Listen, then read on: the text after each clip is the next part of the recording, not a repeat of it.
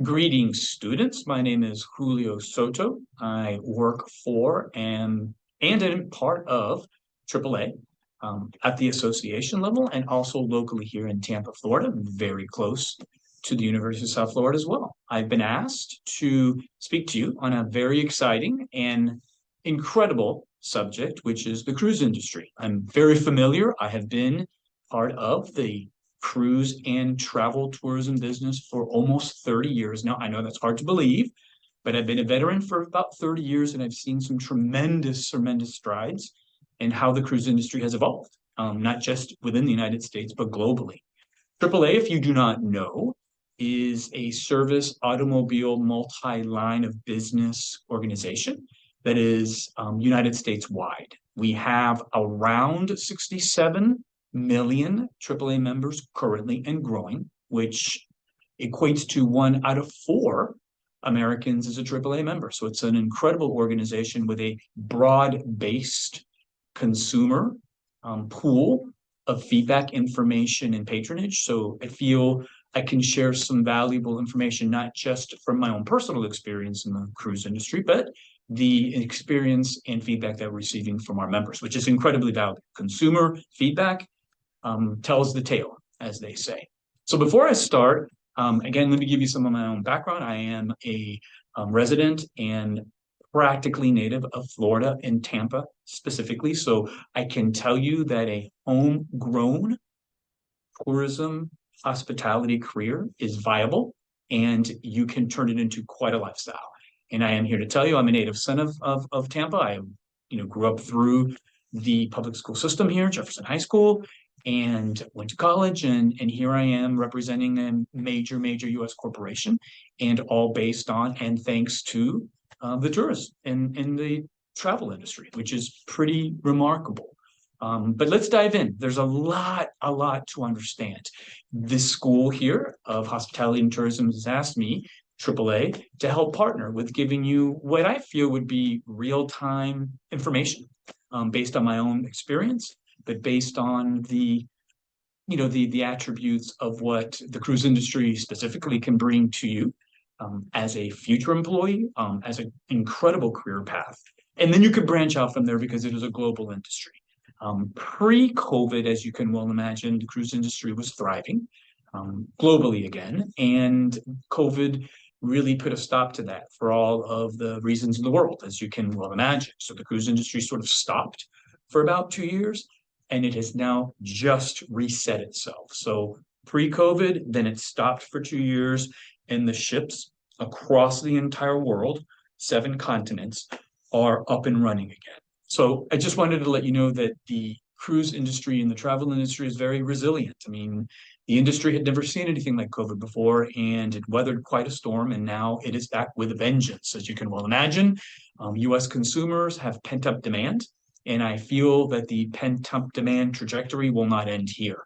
I feel people learned that vacations and time off with family and friends is a nourishing sort of rite of passage. And I think Americans in particular, again, are very serious about their vacations. And again, current state, the cruise industry is absolutely thriving. It's unbelievable. I wanted to give you some highlights as to who are the main players. So when you are looking for potential employment within the cruise industry, there are a handful of global companies. Most of them, the ones that I will be talking about now, are actually headquartered here in the United States. But again, career pathing can take 2 roads with a cruise company, and I'll get into that in just a second as well. Let me talk about the players. Players are super important. So major cruise lines, Royal Caribbean International. You have Celebrity Cruises. You have Carnival Corporation. You have Holland America, you have Princess, and you have Norwegian Cruise Line. Those are the big ones. And let me go back per line to give you an idea of where they're headquartered so you can get a geographic idea of how these companies work. Royal Caribbean, Celebrity, Silver Sea, that's the Royal brands. They are headquartered in Miami, Florida. Norwegian Cruise Line, headquartered in Miami, Florida. NCL, Norwegian Cruise Line, headquartered in Miami, Florida. Holland America, headquartered in Seattle, Washington, and Princess Cruises, headquartered in the Los Angeles metropolitan area. So when you're looking at, well, where am I going to work, or how am I going to be employed by a cruise line? Those are the metropolitan areas that the headquarter buildings are located in. Now, obviously, this world that we live in now very virtual, so you can easily find employment with these cruise lines as well, in a virtual setting, working from home, working around and overseeing a territory. But the headquarters are very telling, especially in South Florida. As you can well imagine, Miami, Fort Lauderdale, Port Canaveral, New Orlando, and Tampa are the largest cruise ports in the state of Florida, and most of them are the busiest cruise ports for passengers in the entire world. So the cruise industry is centered in and around Florida mostly, but obviously there is a U.S. connection as well. So it's a tremendous amount of opportunity in that. I will also say that in the employment world of cruise lines, you have several different roads you can go down as far as what might make sense for you. If you want, as they say, a land side career, meaning you work either at your home or in one of these headquarters or a satellite headquarter, that's one path. And obviously, you've got administrative, you've got management, you have executive jobs, you have reservations, you have logistics, all kinds of really cool things that are done landside. So while these cruise ships are out there sailing the entire world, there is an entire army of folks on the land side that can make it happen.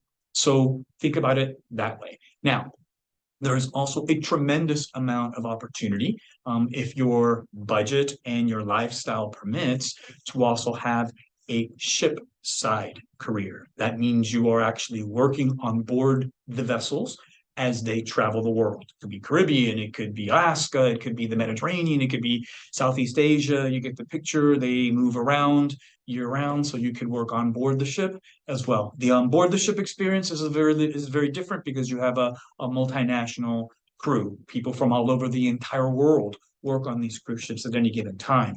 So it's an idea that you're on a floating hotel. It's a floating, self-contained world, working with people from all different types of nationalities.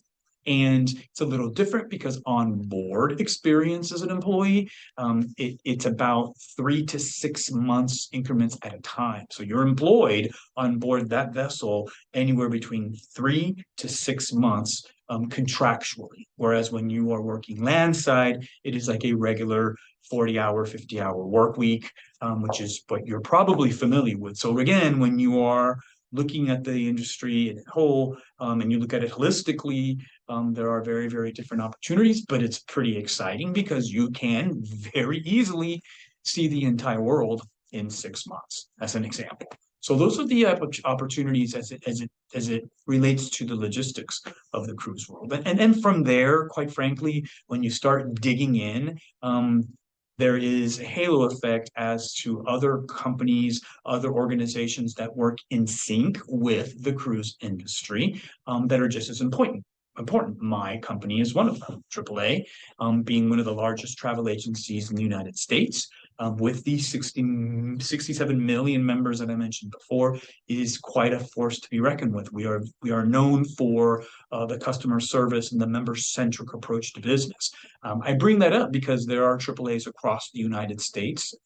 There are headquarter offices like the one here in Tampa, but there are also offices that serve the general membership, again, across the entire country. I believe there are like 3,000 branches of AAA across the United States, and then each of these branches has a headquarter. I bring that up because it is a really fantastic company to work for, but it also allows you the idea to get into an entry position where you can experiment and you can explore the hospitality and tourism world very easily. It worked for me. And 30 years in the business, I continue to learn something almost every day.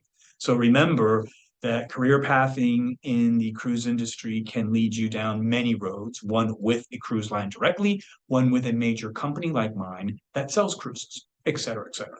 So I think that's pretty important. And again, it's really important to understand that your options are open and they are formidable. The career pathing in the cruise industry can be very lucrative. You can support yourself and your family, your future family, and there are positions that can lead you from somebody who's taking a reservation for a cruise to being the president of a company who is running it. I mean, and everything in between. So don't ever sell the industry short, because I believe you will be surprised as to what it means. I wanted to sort of shift a bit to kind of give you an idea of how broad-based the cruise industry is and how it's developed into different arms of an industry that was very tight in one funnel. I mean, you remember the Love Boat as an example, is these are these giant ships that sail the Caribbean and sail to Mexico, and that has evolved. And the industry needed to do so because everybody's sort of idea of vacation and what they're looking for or what their expectations are of vacations has changed. And I think the cruise industry has really benefited from that. So as an idea, so you've got your deep sea cruises. So these are the massive cruise ships that, I don't know, handle anywhere between 2,000 to now 6,700 passengers at one time. The deep sea cruise industry basically leads the pack. That is really the volume of cruise passengers that you're seeing rotated in and out day after day, week after week, month after month, are typically going on these larger cruise ships. The idea that the cruise industry has evolved this way so quickly is evident in the technology that is being deployed with these new vessels every year.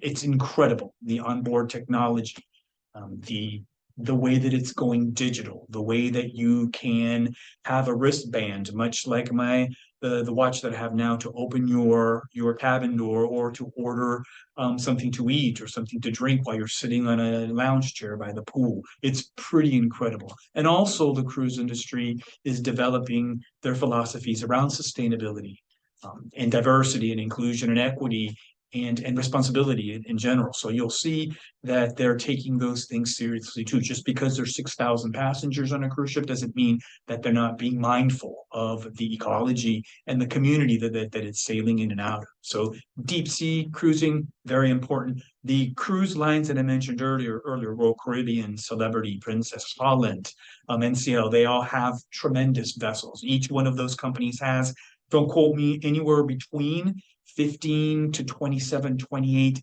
massive vessels sailing the globe weekly. So it is an armada of cruise ships, which is pretty cool. I mean, that's what you want to see and what you want to hear. The thing about it is that in the evolution of cruising, there are now different aspects of it that are appealing to a very different customer. For instance, European riverboat cruising is incredibly popular. I mean, we're talking about, instead of 1,500 and 2,000 passengers, a riverboat on the Danube or on the Rhine or on the Seine, I don't know, 150 passengers. Think about that experience. So you've got these giant ships, but now you also have these small riverboats. In Europe and Southeast Asia, you can sail on the Nile, you can sail on the Yangtze.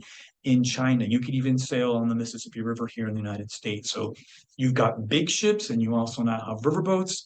They're dominating and trending way, way faster than the larger ship industry is. So very popular. People like the intimacy of it. And again, when you're only sailing with 150 people as opposed to 2,000, it is just a very different experience. So keep that in mind as well, that you have big ships and now you have very, very tiny ships.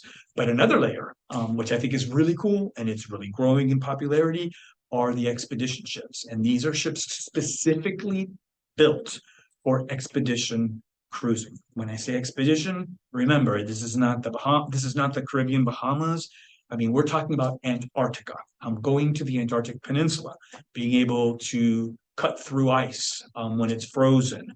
It's also going to the Galapagos Islands, as an example. Small ships, 100 people maybe, going to super exotic destinations. True 100% education, rolling up your sleeves, getting into the flora and fauna and the ecology and the biology of a place like Antarctica. Super important as well. So that trend is also growing in leaps and bounds. The trajectory that expedition cruising currently on is going to far surpass the other trends in the cruise industry. So it's pretty cool. And these are scientific vessels, and these are manned with not just your usual crew, but folks that are educating the passengers on all things that they're seeing. So what a switch from, a party boat in the Bahamas to something as profound as an exhibition ship in Antarctica. It's pretty cool stuff for sure. And then finally, you also have private sailing. So you are talking about yachts that could hold anywhere between 5, 10, 15, 20, 25 passengers, usually chartered. The chartered yacht business is booming. So you've probably seen some reality TV shows around it. It's pretty much like that. It's the idea that a handful of customers, a multi-generational family, and extended family, friends, and things like that are chartering boats, and then they're dictating where the boat goes. So you are the captain, and you are telling the boat owners, I want to go to these 5 islands in 5 days. So that is also a trend that seems to be burgeoning. It's just really incredible. So again, you've got the deep sea, very important. You've got riverboat cruising, super important as well. Expedition, which is more of an educational experience. And then you also have the idea that you can rent a yacht, and also you could rent individual sailboats for 1, 2, 3, 4 people as well, especially in the Mediterranean region of the world and the Caribbean. Those seem to be the most popular.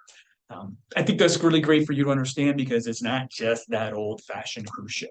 And finally, I wanted to touch about where do these cruise ships go, and what's popular and what's not. I mean, obviously, the number one destination globally, at least for the passengers from the United States, Caribbean and Mexican Riviera. Caribbean, and when I mean Caribbean, I'm talking about St. Thomas and the Bahamas, Tortola, St. Bart's, Barbados, St. Martin, just beautiful, beautiful tropical Caribbean islands. The Caribbean business is billions and billions and billions of dollars a year. It is a massive, massive chunk of the industry's financial stamina. And usually those ships leave out of a Florida port. I mentioned them earlier. You're talking about Miami, Fort Lauderdale, Port Canaveral, and also Tampa. So you've got these 4 giant ports that are feeding into the Caribbean on a regular basis. Don't forget that there are also ships coming down from New York City, from the Boston area, from Texas, but mostly the millions and millions of passengers that are boarding these ships yearly are departing from the ports in Florida. So if you're looking for the optimal region to concentrate on a career path, it would be out of the South Florida region, because that's where the business is coming from. Very important. 2 other major players in geography are Alaska. Alaska has always been one of those sort of bucket list type of destinations, and it continues to be. Post-COVID, Alaska is just exploding. So those cruises going to Alaska typically leave out of either Seattle, Washington, Vancouver, British Columbia, and or up in Alaska proper, Juneau, and those ports in the actual mainland part of Alaska, the Inside Passage being why people really love to go. So keep that in mind, that Alaska business is a big deal in the cruise industry. Aside from that, Europe has always been, and probably always will be, one of those just true massive giants in getting U.S. passengers over.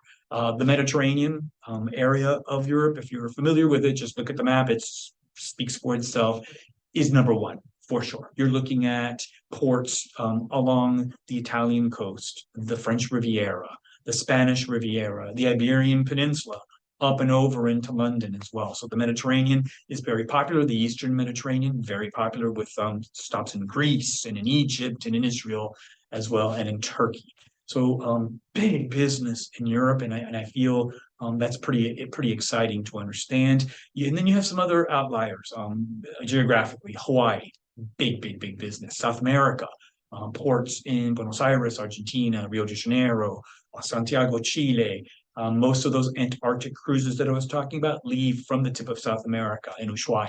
So it's pretty cool too, because you got South America not too far from the US in terms of flights. And finally, you have exotics. I mean, exotic cruising has always been popular. Australia, New Zealand, the Southeast Asian countries, Thailand and Singapore and Vietnam, Cambodia, and then also Japan, very popular in the Chinese coast as well. So it's pretty cool. And I'll leave you with one other thing too, which is unbelievable to me that this exists and how people are just buying them off the shelf. Are world cruises. Believe it or not, you have customers that will go on a world cruise that can last anywhere between 2 to 3 to 4 to 5 months at a time. Imagine that, 5 months on a cruise ship. But it's done, and people do it. And they usually are round trip, like Fort Lauderdale to Fort Lauderdale, New York to New York, LA to LA. And it's pretty amazing that somebody can be on a cruise ship for 6 months, half a year, just sailing globally, going to, I don't know, 50 countries, maybe. It's pretty cool. So as you can see, I can really, really talk for hours about how wonderful the cruise industry has become, especially post-COVID. And hopefully we won't even talk about COVID in the foreseeable future. We're just looking at how bright it is and how engaged the consumers are. And I will leave you with this too, that the value proposition around cruising right now is what's selling it the most. When you look at the pricing for a cruise as compared to a land experience. So just compare a 7-day cruise with 7 nights at a beach resort, even here in Florida, as an example. When you look at the dollars and cents involved in the economics of it, cruising is just proving to be a much better deal because of the value. The value is what it's all about. So you've got global audiences, you've got pricing that is excellent, you've got companies that are doing very, very well and continue to grow and to continue to add vessels. As an example, in 2023 and in 2024, I believe 6 brand new cruise ships will come online, all leaving from Florida, by the way. So it's just an industry that continues to grow, and I think there's tremendous opportunity. And hopefully, between the school here and AAA, as an example, we will be able to get some of these students on a cruise ship. We have a cruise inspection luncheon on the just in a week or so from the taping of this show. It's April 17th, if I'm not mistaken, on a Carnival cruise ship here in Tampa. So we're hoping to maybe do more and sort of engage with the teachers and with the students and get you guys together with AAA as a host and kind of give you that real time experience. Come on board the ship, see what it's like, talk to the employees, and talk to the representatives and get a better feel for what's out there. Again, you have a landside job and you have a shipboard job, or you have a job with a company like AAA. So there's a lot to it. So I hope this was helpful, and hope I am invited back and I can give you a part two, because there's more to this than just the basics that I've been able to cover in what 10, 15 minutes. But as you can see, it's complex, but it's exciting and it will change your life. It certainly has changed mine. I've been on, I don't know, probably 30 cruises, 40 in my lifetime, and more to come. So it's been a pleasure, and hopefully I will see you very, very soon.